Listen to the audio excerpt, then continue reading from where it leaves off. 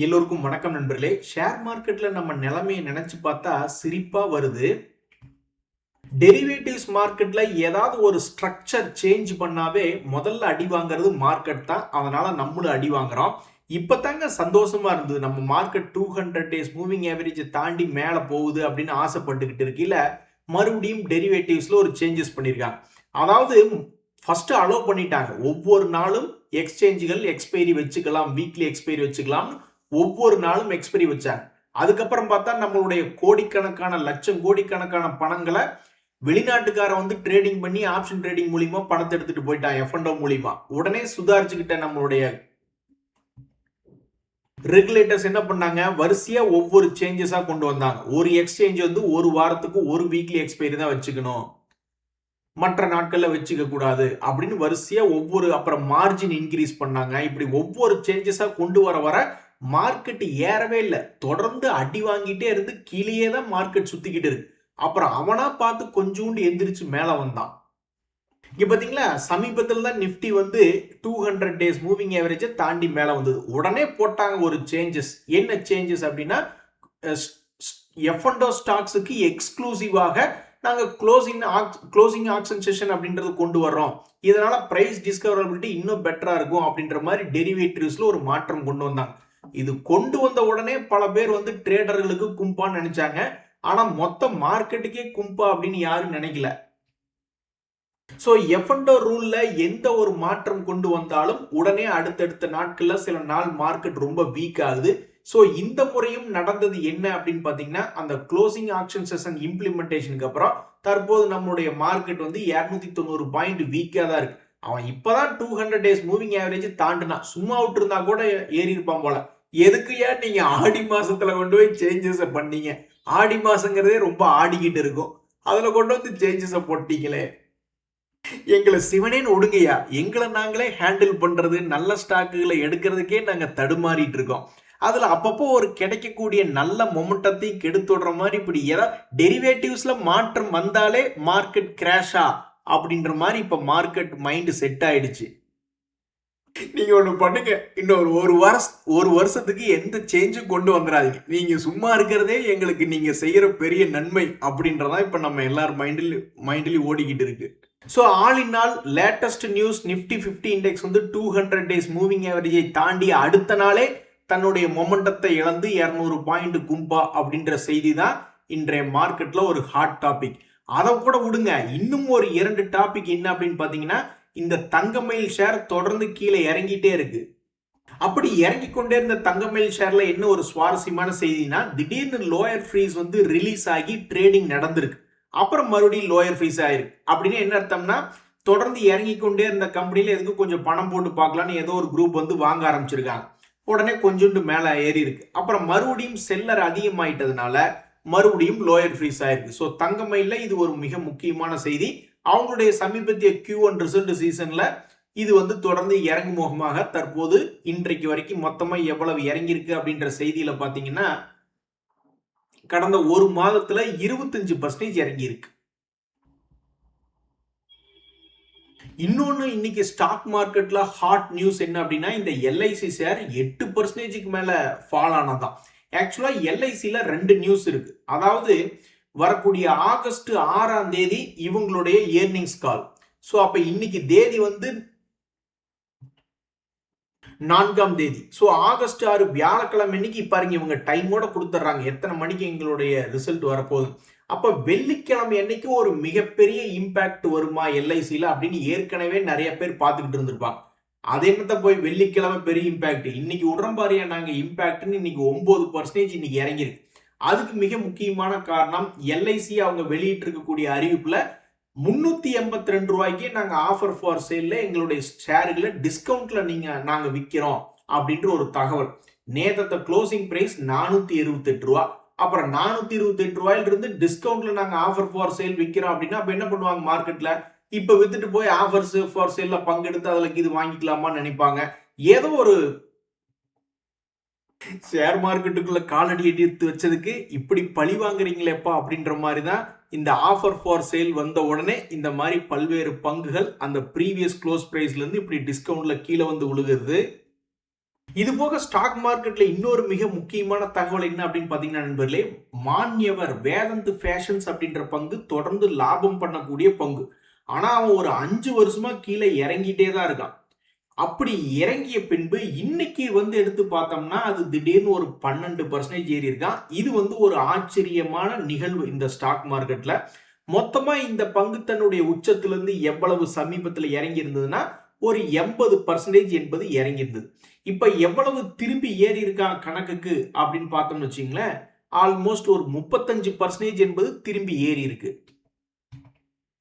நண்பர்களே, இதுல இன்னொரு மிக முக்கியமான தகவல், இன்றைய ஸ்டாக் மார்க்கெட் மொத்த நியூஸ்லயே இன்றைய மிக முக்கியமான தகவல் என்ன அப்படின்னு பாத்தீங்கன்னா, ஸ்ட்ரக்சரல் டிஃபென்ஸ் அப்படிம்பாங்க. அதாவது ஏற்கனவே ஒரு முறை கீழே விழுந்து அடி வாங்கிட்டு அங்கிருந்து ஏறி இருக்கான், ஏதோ பையர்கள் ஏத்தி விட்டுருக்காங்க அப்படின்ற இடத்துக்கு மறுபடியும் கீழே உழுகும் பொழுது பல பேர் சரி ஓகே இவன்ட்ட ஏதோ ஒரு டிஃபென்ஸ் மெக்கானிசம் இருக்கு, ஏதோ ஒரு பழைய லோ விழுந்த இடத்துல விழுந்திருக்கானே அப்படின்னு கும்பலாக மறுபடியும் உள்ள என்டர் ஆகிறதுக்கு நிறைய பேர் முயற்சி செய்வாங்க. அதுக்கு பேர் தான் டபுள் பாட்டம். அப்படித்தான் இந்த சமீபத்தில் ரெஸ்டாரண்ட்ஸ் பிராண்ட் ஆசியா அப்படின்ற பங்கு, ஆர்பிஏ அப்படின்ற பங்கு ஏற்கனவே ரொம்ப மோசமா கீழே விழுந்துட்டு அந்த இடத்துகள்ல இருந்து ஒரு முறை பிக்கப் ஆகி நல்ல மேல் நோக்கி ஏறி வந்திருந்தான். அதே விலைக்கு சமீபத்துல கீழே விழுந்திருந்தது. ஸோ ஸ்ட்ரக்சரல் டிஃபென்ஸ் அப்படின்ற ஒரு இடத்துல விழுந்த பிறகு இன்றைய தேதியில் எடுத்து பார்க்கும்போது இன்னைக்கு 20% என்பது இந்த பங்கு ஏறி உள்ளது. ஸோ இந்த மாதிரியும் ஸ்டாக் மார்க்கெட்ல இருக்காங்க. கண்ட இடத்துல விழுகிறத பார்த்த உடனே பணத்தை போடாம அவனை விழுக விட்டு மறுபடியும் ஏற விட்டு மறுபடியும் அதே இடத்துல விழுகும் பொழுது சரி ஏற்கனவே ஒரு குரூப் சப்போர்ட் கொடுத்து தூக்கி விட்டான்ல, அவங்களோட போய் ஜாயின் பண்ணிக்குவோம் அப்படின்ற மாதிரி பல பேர் ஒரு குறிப்பிட்ட பாட்டம்ல என்டர் ஆவாங்க. அதுக்கு பேர் தான் ஸ்ட்ரக்சரல் டிஃபென்ஸ் அப்படின்றது. நண்பர்களே, வேறு என்ன தகவல்கள் மார்க்கெட்ல இருக்கு அப்படின்னு பார்த்தா எல்லாம் அடி வாங்கிய தகவல்கள் தான் இருக்கு. இந்த டிஎல்எஃப் செக்டர் லீட் ரியல் எஸ்டேட்டுக்கு அவன் 3% இறங்கி கிடக்கு. எஸ்பிஐ ஃபண்ட்ஸ் ஃப்ரெஷ்ஷா அடி வாங்கியிருக்கு. யூபிஎல்ல ஒரு 5%, ஜெயின் ரிசோர்ஸ்னு இறங்கி ரிசல்ட் கொடுத்து அடி வாங்கிய சில பங்குகள் அப்படின்ற மாதிரி தான் பேர் இருக்கு. ஏத்தர் எனர்ஜி நம்பவே முடியல. என்னையா நீ என்ன ரிசல்ட் கொடுத்தாலும் கடந்த காலத்துல நெகட்டிவ்ல ரிசல்ட் கொடுத்த, அதுக்கும் உன்னை தூக்கி விட்டாங்க. இப்பவும் நீ லாஸ்ல தான் ரிசல்ட் கொடுத்துருக்க. அதாவது லாஸை கம்மி பண்ணி சேல்ஸை இம்ப்ரூவ் பண்ணி ரிசல்ட் கொடுத்துருக்க. அதுக்கும் உன்னை 12% ஏத்துறாங்க அப்படின்னா ஒரே பொறாமையாக இருக்கிறது அப்படின்னு இந்த ஓலா எலக்ட்ரிக் ஷேர் நினைச்சுக்கிட்டு இருக்கும். ஏன்னா இவன் ஆள் இருக்கிறதுலே லோ பிரைஸ்ல ட்ரேட் ஆயிட்டு இருக்கான், அவன் இருக்கிறதுலே ஹை பிரைஸ்ல ட்ரேட் ஆயிட்டு இருக்கு. ஆனா இந்த 2 பங்குகளுமே தொடர்ந்து நஷ்டத்தை கொடுத்து கொண்டிருக்கக்கூடிய பங்குகளா இருக்கு. ஆனா இதுல ஒரு பெரிய டிஃபரன்ஸ், இவர்களுடைய சேல்ஸ் என்பது இறங்கும் விதத்தில் உள்ளது, அவர்களுடைய சேல்ஸ் என்பது ஏறும் விதத்தில் உள்ளது. அதனால என்னைக்காவது ஒரு நாள் அவங்க ப்ராஃபிட்டபிள் கம்பெனியா வந்துருவாங்க, இவங்க கஷ்டம் அப்படின்ற மாதிரி மார்க்கெட் நினைக்குது. அதற்கு கிடைச்ச பரிசு தான் இன்னைக்கு ஏத்தர் எனர்ஜி 14%. நண்பர்களே, இன்னைக்கு வரக்கூடிய ரிசல்ட்டுகளும் பயங்கரமான ரிசல்ட்ஸ், மார்க்கெட்டையே புரட்டி போடக்கூடிய ரிசல்ட்ஸ். பாரதி ஏர்டெல்லாம் heavy weightage company, ONGC heavy weightage, BSE MCX எல்லாம் எக்ஸ்சேஞ்ச் ஷேர்ஸ்.